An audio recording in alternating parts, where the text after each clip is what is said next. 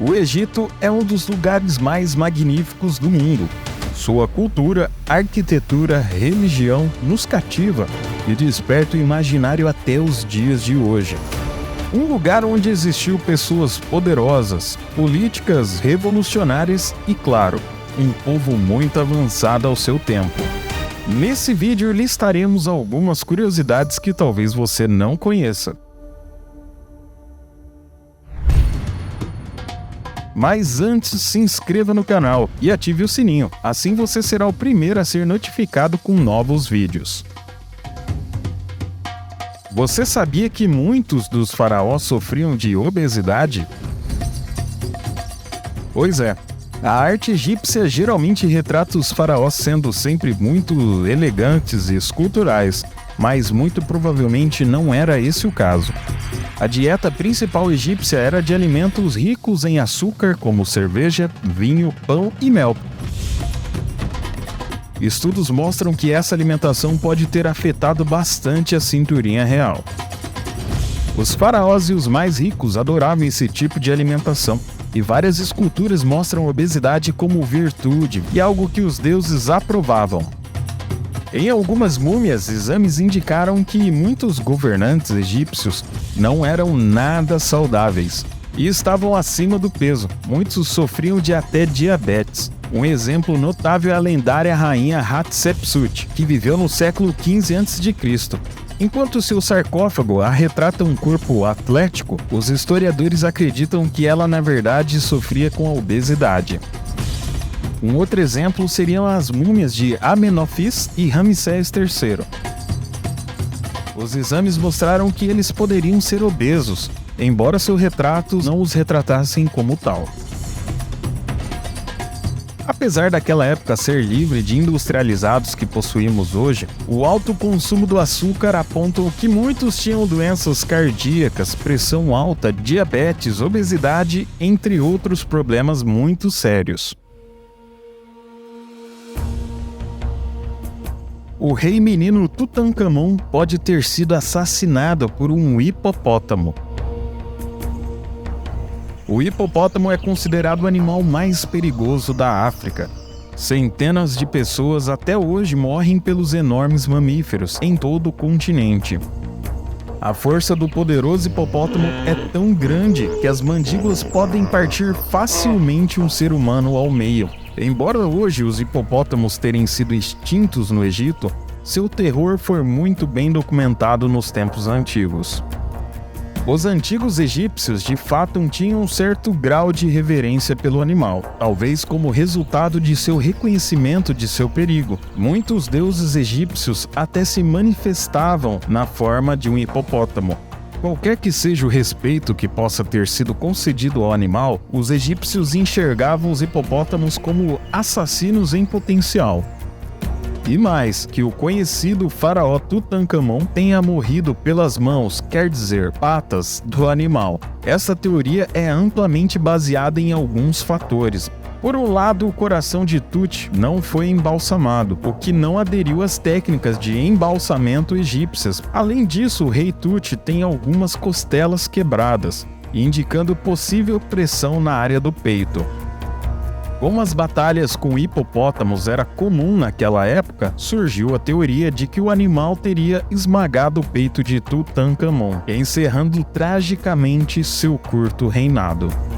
Claro que existem outras teorias, como malária, homicídio, gangrena, entre outras causas possíveis. Mas a causa da morte certamente permanecerá inconclusiva, mas seria um erro descartar o ataque de hipopótamo por enquanto. Os egípcios tinham diversos animais de estimação. Os animais de estimação eram muito importantes para os antigos egípcios e os consideravam como presentes dos deuses. Em vida, os animais de estimação eram muito bem cuidados e, quando morriam, muitas vezes eram mumificados da mesma forma que as pessoas. Os antigos egípcios tinham desde cães e gatos a macacos, peixes, gazelas, pássaros, leões e até hipopótamo. Os crocodilos eram mantidos como animais sagrados nos templos do deus Sobek. Os estudiosos discordam sobre se os egípcios realmente adoravam animais como divindades, mas são unânimes quando se trata de como se sentiam em relação aos seus animais de estimação. Muito provavelmente eram tão populares e profundamente amados quanto os animais de estimação nos dias atuais. Um exemplo famoso que ilustra esse apego é a alta sacerdotisa Matkari, da 21ª dinastia. Matkari era filha do sumo sacerdote Pinedjem I e irmã do faraó Pissucinês. Ela seguiu o exemplo de seu pai e se dedicou completamente ao deus Amon, assumindo o título de esposa de Deus e escolhendo uma vida totalmente destinada à religião. Quando a múmia de Matkari foi descoberta na necrópole tebana, os arqueólogos encontraram uma múmia do tamanho de uma criança aos seus pés. A interpretação original era que seria seu bebê, e ela havia morrido ao dar à luz. Mas isso não fazia sentido, pois a Matkari era conhecida por ser celibatário. Foi então que, em 1968, o raio-x da múmia menor determinou que não era seu filho, mas sim seu macaco de estimação.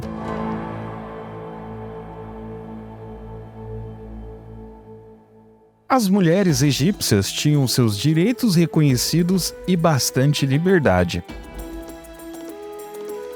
As mulheres no Antigo Egito eram iguais aos homens em diversas áreas. As mulheres eram consideradas legalmente capazes em todos os aspectos de suas vidas, e não exigiam supervisão, consulta ou aprovação de um homem para seguir qualquer caminho.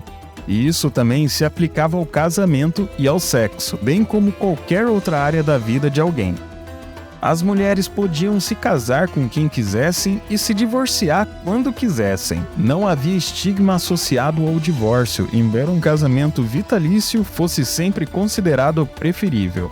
Casais egípcios antigos também faziam acordos pré-nupciais que favoreciam a mulher. Se um homem iniciasse o divórcio, ele perdia todo o direito de processar, além de pagar uma certa quantia em pensão alimentícia para sua ex-esposa, até que ela se casasse novamente ou pedisse que ele suspendesse o pagamento. Homens e mulheres usavam maquiagem.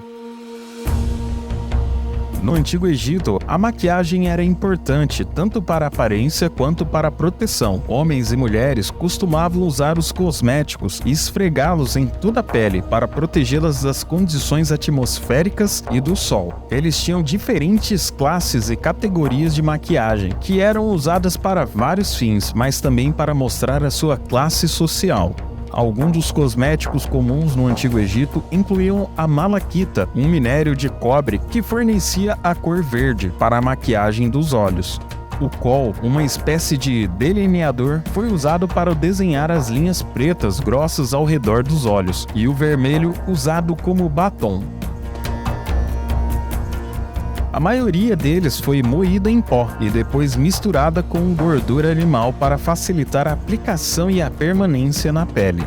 Um fator interessante é que eles acreditavam que o col ajudava a afastar várias doenças e também que os olhos, sem maquiagem, eram vulneráveis ao mal olhado. Uma maneira de diferenciar as classes altas das pobres era observar seus aplicadores e armazenamento de cosméticos. Os mais pobres dependiam de ripas de madeira e potes de barro, enquanto os que tinham dinheiro tinham belos recipientes e aplicadores de marfim esculpidos. Mas o interessante é que mesmo as mulheres mais pobres costumavam ser enterradas com seus utensílios de maquiagem. Seria uma precaução? Não podemos falar sobre maquiagem egípcia sem falar de Cleópatra. Acredita-se que ela usou máscaras faciais de leite e mel por ter propriedades hidratantes. Seus famosos banhos de leite eram para manter a juventude da pele, e os sais do Mar Morto eram comumente usados para esfoliar. A maquiagem dos olhos era dramática e muito interessante, com certeza um símbolo de beleza até os dias de hoje. As pirâmides não foram construídas por escravos.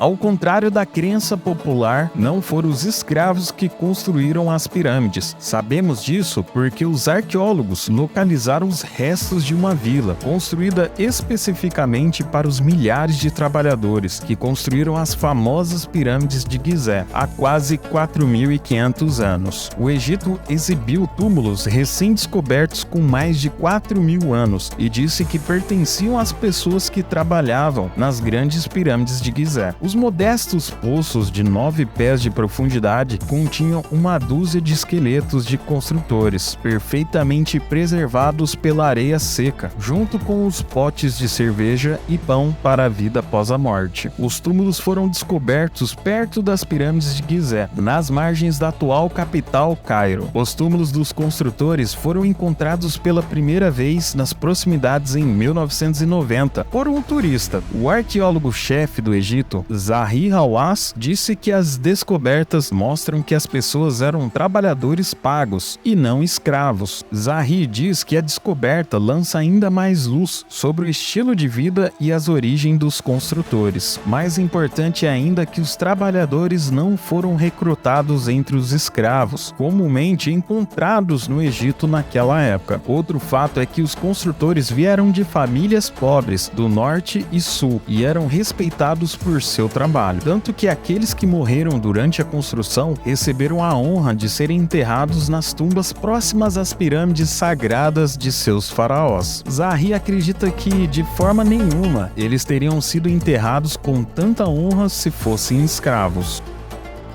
Com certeza esses detalhes fazem-nos enxergar uma perspectiva diferente sobre o Antigo Egito. Além dessas curiosidades, existem muitas outras, mas com certeza há muito que se descobrir.